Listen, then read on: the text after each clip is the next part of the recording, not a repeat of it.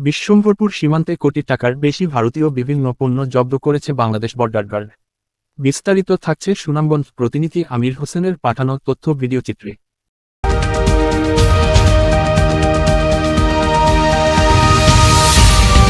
সুনামগঞ্জের বিশ্বম্ভরপুর উপজেলায় 4টি পিকআপ ভর্তি ভারতীয় বিভিন্ন পণ্য জব্দ করেছে বাংলাদেশ বর্ডার গার্ড। আটককৃত পণ্যের মধ্যে রয়েছে ভারতীয় চিনি, বিড়ি, জিরা এবং 4টি পিকআপ। 20শে জানুয়ারি সোমবার ভোরে উপজেলার ধনপুর ইউনিয়নের চীনাকান্দি বিওপির টহল দল ছাতারকোনা এলাকা থেকে জব্দ করে।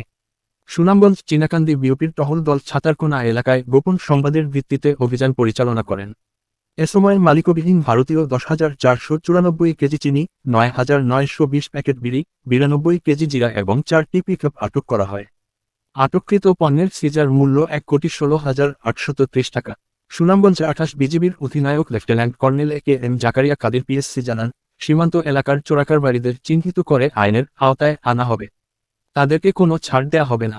চোরাচালান প্রতিরোধে আমাদের এই অভিযান অব্যাহত থাকবে।